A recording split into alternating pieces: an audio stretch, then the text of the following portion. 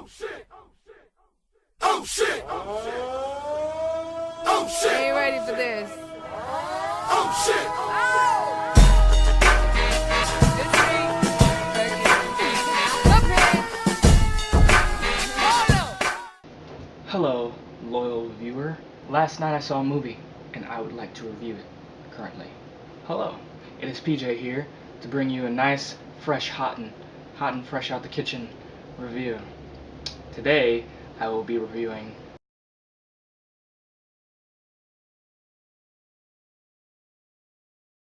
Blade Runner 2049, I think.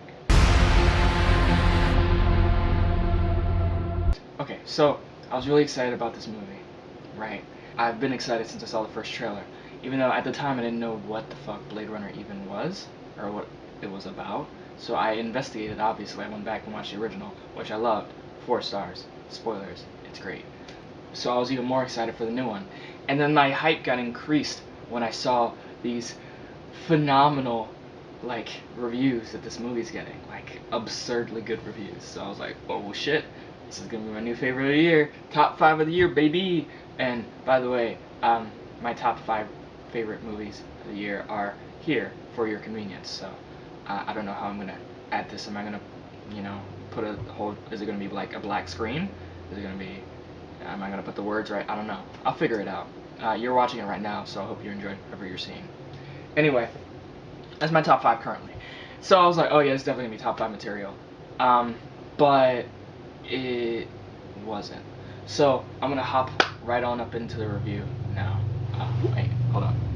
Sorry, when I did my Flatliners review, my camera died on me and I had to redo it completely. So now I'm just a little paranoid, but it's fine. So, review. Let's start with the positives, shall we? The acting was excellent. Ryan Gosling's probably my new favorite actor. Kay, the main character Kay, is endlessly interesting. Really, really fascinating character. A lot of the other people kind of come and go. Harrison Ford is, he's good. He does a pretty good job. Another positive is the visuals. Fucking outstanding, fantastic, phenomenal, flawless. Really, really incredible, vivid, gorgeous world. Stunning. It really draws you in to this. It's so fleshed out. It's unbelievable. If nothing else, you need to see this movie on the big screen just for the visuals, because outstanding. The sound, really, really fucking loud, but extremely, extremely. I don't know why it's such a loud movie, but it is. Yeah, it's loud, but it's good. It really sets the tone for the movie. That's really it for the positives. It doesn't sound like a lot, but those positives are very, very strong. Now on to the negatives. Let's start with the obvious one, the length. This movie is 3 hours long, pretty much pushing 3 hours, and you feel it. Scenes fucking drag on for so long. Such unnecessarily gratuitous scenes.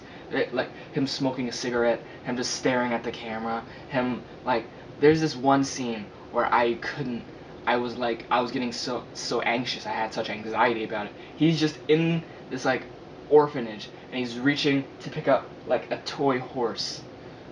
And that scene took at least 5 minutes. That's not an exaggeration. Him reaching and picking up this object. You see how slowly I did that? He did it slower. It took so long. I wanted to rip my hair out. It was ridiculous. So stuff like that, it just drags really unnecessarily in certain points, and it's just really excessive. So it's obviously a mainstream art film, because art films do that shit all the time. And it's even more obvious because there's not a lot of dialogue. It's almost like War for the Planet of the Apes, if you saw that. Also an excellent movie. I actually like that one better. Anyway, not a lot of dialogue, mostly physical, facial, visual kind of storytelling, which is fine. I'm fine with that. False advertisement is another negative, because Harrison Ford doesn't show up until the last 45 minutes of the movie, and he doesn't do anything. I know they would never do this, but I almost wish that they didn't advertise that he was in this movie, because You know, it works as a surprise. Harrison Ford has like the bare minimum to do with the plot of this movie, and the plot is like, you know, there's like a twist, and you know, you're just gonna have to see it yourself. But the plot is okay. It kept me entertained. It was entertaining. It was interesting. It keeps you guessing, you know, which is good. But Harrison Ford pretty much has nothing to do with this movie. I don't know why they're advertising like Ryan Gosling, Harrison Ford. You should be suspicious when they show the same like 17 trailers come out and they use the same like 2 clips of Harrison Ford coming out of the shadows with a gun, because that's like his only scene. Jared Leto, like he was the antagonist, I guess, but like his assistant really was the antagonist. Jared Leto was in 2 scenes. I don't know why they keep doing this to Jared Leto. Like he appears, same thing with like, well, Suicide Squad. He actually had a bigger role than this.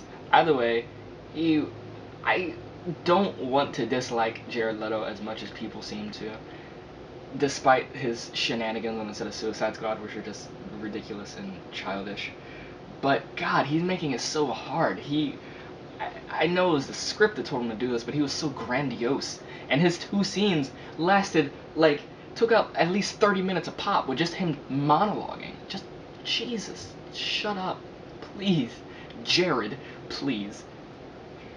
Shut up. And not a lot in the movie, like, not a lot happened. It was all very, very introspective, very, very, like, heavy, deep, thought-provoking, but not a lot was going on.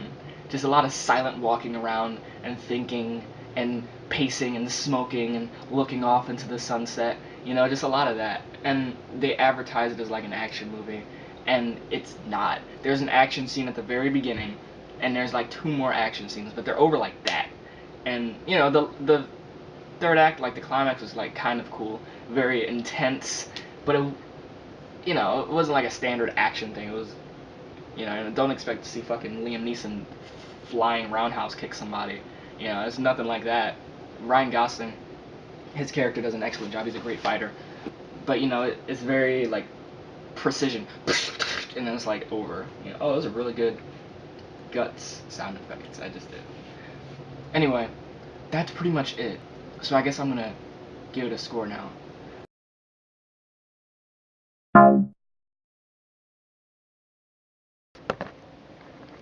Sometimes life likes to hit you with some curveballs to turn on. For example, my memory card ran out of space instead of my camera dying just now. I can't remember what I was saying. I said so much after that. Okay, anyway, my score is 3.5 out of 5 because what's strong about it is very strong. Like the visuals and the acting and the concept. And I can't remember if I already said the things about like sequels. If I did, I'll delete it, but I said that this doesn't do what most sequels do, which is kind of just live on nostalgia. Like Rogue One, such a heavy offender, and it doesn't do that. It forges its own path while at the same time respecting and acknowledging the original. And I think that's very important. And this does that. And it's not what you're expecting it to be. It's very artsy. There's not a lot of dialogue. It's not an action movie. It's more of a mystery, science fiction thriller. So, you know, and Harrison Ford isn't in it that much, so don't expect a lot of him. Grandpa Ford. That's all, I guess. I'm so irritated. Thank you for watching, though. Technical difficulties and all. Remember to like and comment and share and subscribe. Let me know if you see it, and let me know what you think of it if you do. And my next movie will be Happy Death Day next weekend, and by then I'll try to have my shit together and not have as many problems.